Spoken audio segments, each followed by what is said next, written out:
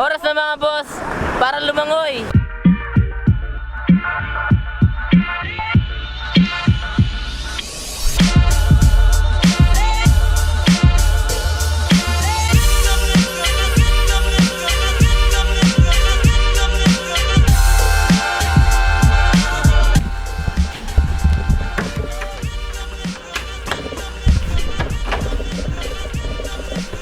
Bye.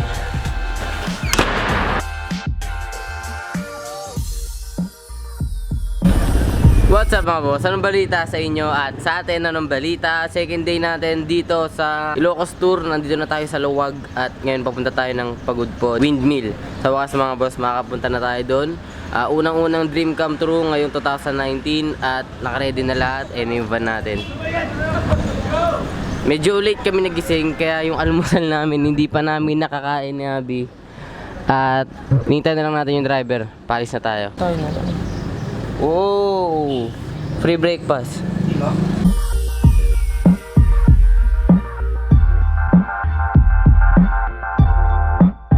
Oras na para sumakay sa van. Pupunta na tayong Pagudpod.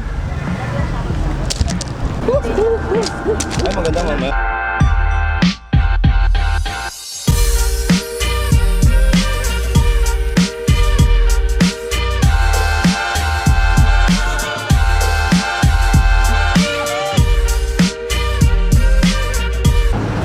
After 2 hours ng biyahe mga boss, nandito na tayo sa Pagudpod at mukhang malapit na tayo dun sa mga windmill. Nire-ready ko na yung mga gagamitin natin. Stopover lang tayo dito saglit, nagpipicture lang yung mga kasama natin.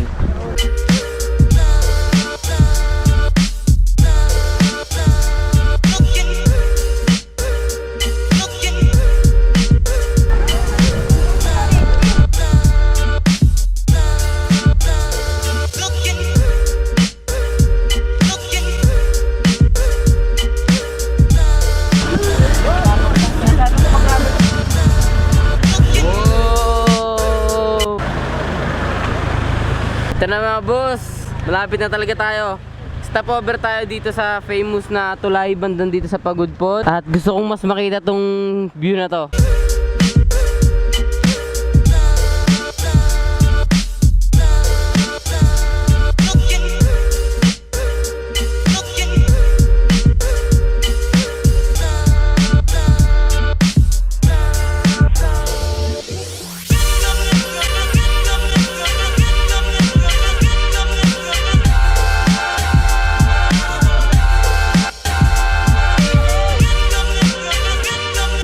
Tapos na tayo dito mga boss, ayan, wala na yung mga tao, nagsialisan na rin sila. At sa wakas, nakarating din tayo sa ganitong lugar. Ang gagawin natin ngayon, papunta na tayo. Ito na talaga, papunta na tayo ng windmill.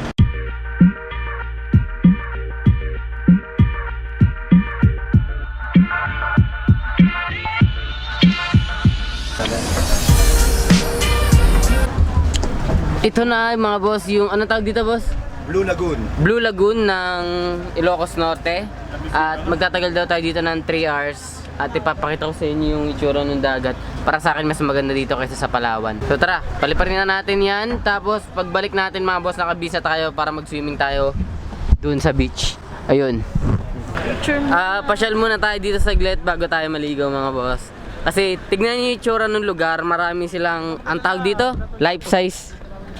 Ito mga life size action figure. Tignan nyo, Iron Man, Superman. Si Superman mukha siyang petit dito, tapos wala siyang cape. Tapos si Batman din, wala siyang cape. Mukhang bakla si Batman dito. Si Wolverine, halos kahit ko lang. Sino to? Si Thor? Si Thor wala siyang Mjolnir. Ang bayad dito sa entrance nito mga boss ay 250 per head. Pero magtatagal tayo dito ng 3 hours.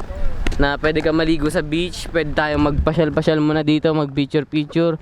Kami na Abby, mag-picture lang kami dito sa mga helicopter. Ito yung maganda mga boss sa travel. Yung sinasabi ko sa inyo na nadidiscover mo na may mga ganitong lugar pala, ganito kaganda. Mamaya, magigets nyo kung bakit ko sinasabi na may ganito kagandang lugar. Kasi sobrang ganda talaga dito. Mamaya pag pinalipad natin yung drone, makikita nyo. Gusto kong bumalik dito balang araw, kasama yung buong pamilya. Kunyari, yung pamilya ni Abby, mama niya, taka mga kapatid niya, tsaka buong pamilya ko, magkakasama lahat. balang araw babalik tayo dito mga boss. Isasama ko pa rin kayo pag bumalik tayo dito. Yung biyahe na buong pamilya talaga. Kasi sobrang ganda talaga, grabe. Dito mga boss, sobrang dami na talaga nung sobrang dami. Eh mapapansin nyo mamaya isasama natin sa drone shot yan. Eh ano, si The Thing. Tapos ito yung alaga ni Avatar. Ito pala si Avatar, si Ang. Tapos si Hello Kitty, mga COC, mga iganting Igorot. Tapos may mga minions doon, sila Elsa.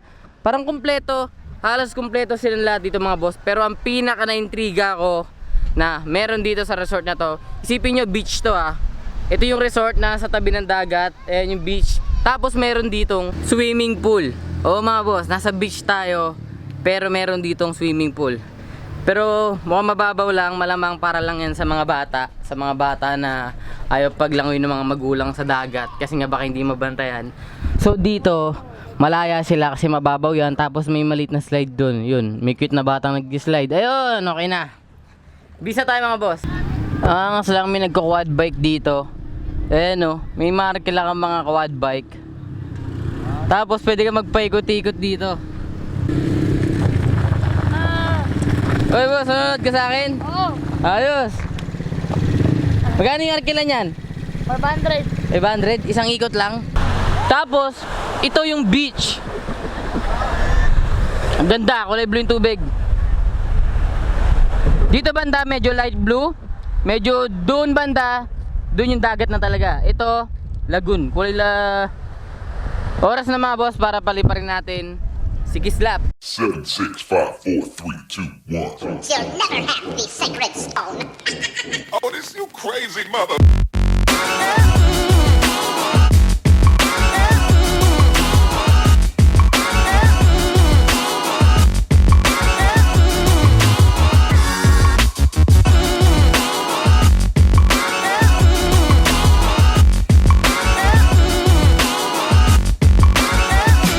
I could be learning, you could be yearning to see what's behind these closed doors. But I promise you,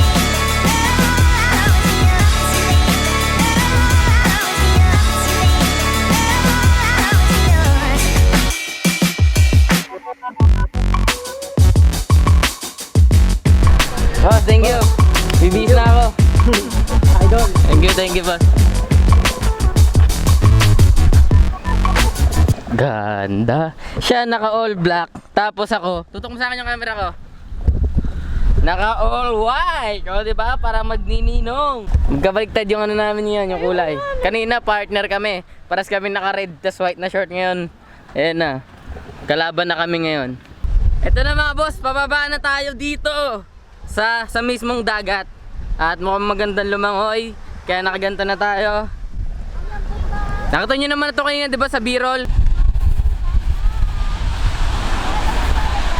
Sa lahat ng beach na napuntahan namin mga boss, ito yung beach na yung buhangin niya, sobrang sarap sa paa. Kasi alam nyo naman diba yung feeling ng pag nakapunta ka sa dagat, tapos yung buhangin, parang nakakangalay apakan kapag kayo nakapalakad ng lakad. Yung dito kasi, buo-buo yung ang daming shells nung buhangin niya, kaya parang namamassage yung paa mo. Ang sarap po. Parang maganda pa na wala kaming tsinela. Ito na yung dagat, ito na. Ooh, baby, love you way.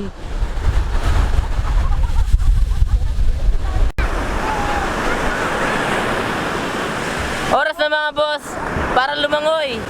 Testing natin kung mas maganda nga ba to kaysa sa Liwa, at sa Pangasinan, at sa Palawan. I could be learning, you could be yearning to see what's behind these closed doors. But I promise you, Mga boss, maganda dito kasi yung takbo ng alon mabagal. Kaya kapag tumama siya sa'yo, mararamdaman mo talaga na umaangat ka. Tapos hindi masyadong malat yung tubig. The best na beach na napuntahan ko so far dun sa tatlo, ito yung pangapat. Ito yung pinakamaganda.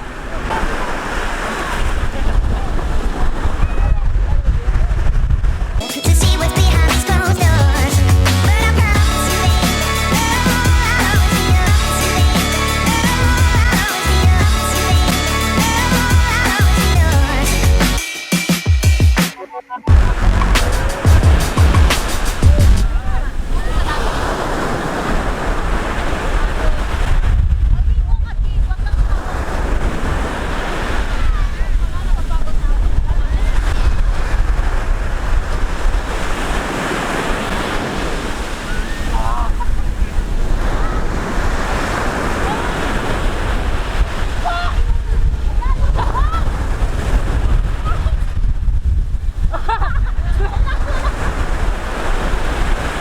mga boss, tapos na tayo lumangoy.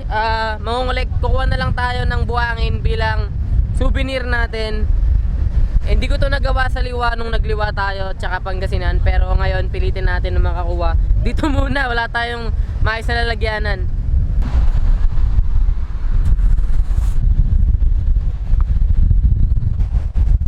Okay na mga boss, nakabihis na tayo at na-enjoy na natin to. Hindi ko lang masyadong na-videoan yung mga balentong ko dyan.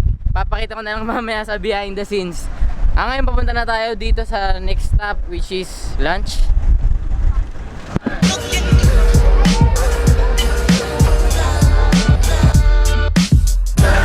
Ito na yung buffet restaurant na next stop natin. Tapos next po dito yung pagod food na po, yung windmill. Wala eh. Okay, mukhang yun na nga. Pero kuha muna tayo ng pagkain natin dito. Sila yung mga kasama natin sa tour. Hello po. Anong meron? Ito yung presyo niya. Ayan. Akala ko buffet. Hindi. Price. Ayan mga boss, tapos na tayo kumain. Masarap ba? Sulit ba yung gastos? Ulit? medyo may kamahalan kasi yung presyo ng mga kinakain namin. Pero no choice tayo kasi dito lang tayo nilalapag ng mga drive. Ayan, hi! Rice, 30 pesos.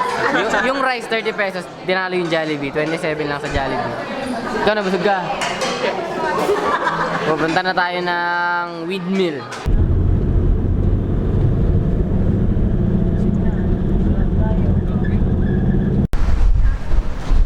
Mga boss, nandito na tayo kung nasaan ang malalaking windmill ng Ilocos Norte. At oras na, ito na yung pinaka-highlight nitong pinaka-travel natin mga boss. Ito yung pinaka-gustong-gusto kong puntahan. Kung magaganda na yung aerial shots natin kanina, sigurado ako mas magiging magaganda yung ngayon. Naka-ready na si Kislap. Pangalan na nga pala nung drone natin, Kislap. Kasi alam nyo naman na kung bakit. Tignan nyo kung gano'n siya kalaki sa personal. Boom! Ang laki niya! Tapos hanggang doon yan, yung kabilang bundok doon meron din. So pababa na tayo mga boss, papaliparin na natin to. Eh na mga boss, mukhang masasabi kong sulit yung mga binayad natin. Kasi finally, nakarating na ako dito sa Pagudpod. At nakita ko na tong malalaking windmills ng Ilocos Norte. Sobrang sulit mga boss na yung umpisa nitong taon natin, yung umpisang travel ay ito kaagad. Ang ganda, grabe, ang ganda niya sa personal. Tapos dagat pa yung katapat. Tapos kasama ko pa yan. Paliparin na natin to.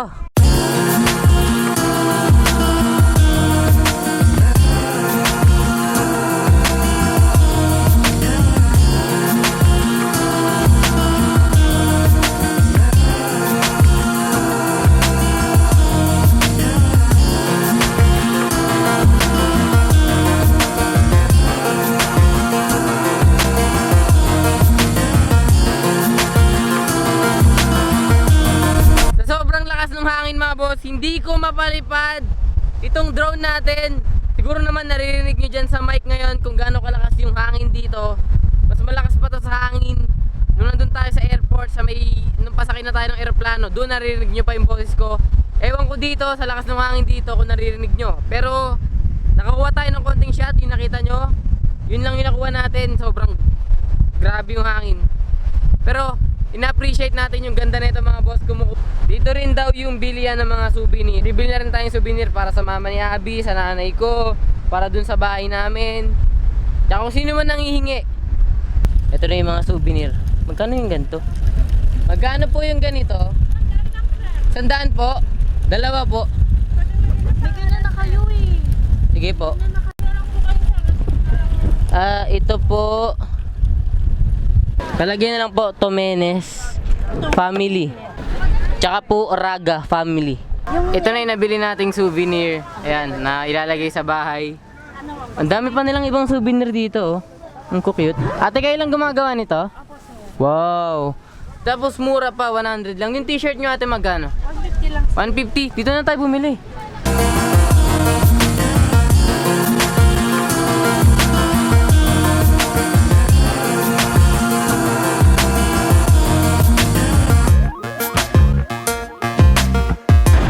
Ito na yung pangalawa sa uli. na destination natin, which is rock formation daw mga boss. Bawal daw magpalipad ng drone dito, pero meron pa rin yung mga windmill. Ang dami pa rin windmill dito. Magkano isa? 50 isa. Ate, sa akin 50 isa? Sige, laban. Andito mga boss yung pinagmamalaki ng Ilocos na empanada. Dito natin matitikman. Ito yung original na empanada, yung mga nasa Divisoria. Ito kasi maganda kasi dito mismo ginawa sa Ilocos. Ayan. Basta. Kator din kayo? Oo. Uwi bukas. Uwi bukas. Boss, kaulit! Boss, kamusta? Nagtutur din kayo? Oo. Kain tayo empanada, boss. So, naka-order kami. 15 minutes daw to, yung lalakarin muna natin papunta bago tayo dumating dun sa mismong mga bato. Tapos sana pagbalik natin, luto na yung empanada natin. Ito yung itsura nitong rock formation mga boss. Ewan kung bakit bawal magpalipad ng drone, pero sayang, ang ganda sana. Ayan. Pang wallpaper yung bato dun, oh. Yung mga libreng wallpaper sa cellphone nyo, yung pag tignan mo yung mga set as wallpaper, yun, pwede yun. May bayad. Picture taking 5 pesos, unlimited na. Okay, thank you. Yung mga ganitong experience mga boss, yung dapat talaga na sinusulit natin. Sipin nyo yun, yung picture na yun. Siyempre sino ba magdadalawang isip na magbayad ng 5 piso para mag-picture dun sa maliit na windmill na yun. Kasi dito, okay lang na maningil sila ng 5 pesos kasi lugar naman nila to, ng mga nakatira dito. At saka tourist spot din naman. Tsaka sila din naman yung nangangalaga dito sa lugar. So, papunta tayo doon sa may mismong rock formation. Sana hindi na tayo pupunta doon, kaso nga lang bawal sila magpalipad ng drone dito. Ewan kung ba't bawal. Ayan mismo nakasulat dyan, no flying of drone. Ito na yung mga rock formation mga boss, pero hindi na tayo abot doon sa dulo kasi gusto rin namin magpahinga. Napagod kami kakaswimming kanina. Ayan, tignan nyo. Ayan, ang ganda ng rock formation. Yung iba doon naghugis hagdanan na. Tapos, ayan, pwedeng wallpaper. Wow. Para masulit natin to mga boss. Total ayaw nila dito tayo pwede magpalipad ng drone. Gawin natin yung isa pa nating pamatay.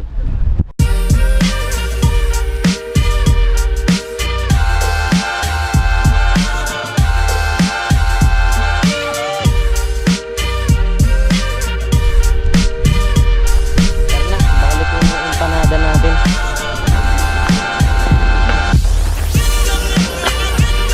Ito na mga boss ang comprehensive review ng empanada ng Ilocos. Legit. Empanada magbakot. Kuha natin.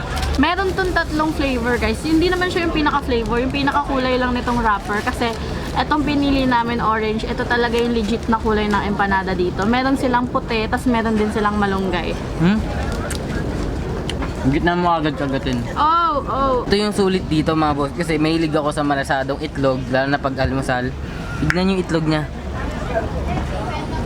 Woohoo! Malasado! So paglipas ng 3 oras mga boss, nandito na tayo ulit sa hotel. So dito ko natatapusin to bago pa dumating yung mga kasama namin dito sa kwarto. So hanggang dito na lang muna mga boss. Maraming salamat sa 173,000 na mga boss ko. So kung hindi ka pa isa sa mga boss ko, hit mo na yung subscribe button boss, at maraming salamat sa pagsama dito sa travel natin. Bukas city tour na lang tayo mga boss, at finally makakabalik na ulit tayo ng Maynila. So maraming salamat mga boss, at kita-kita na lang ulit tayo mga boss bukas. Shoutout ka pala kay Ryan Nabat. Idol ka nun, Boss Pao. Sana makabili siya ng t-shirt sa'yo. Ayos. Okay lang, boss. Boss, salamat ah. Thank you.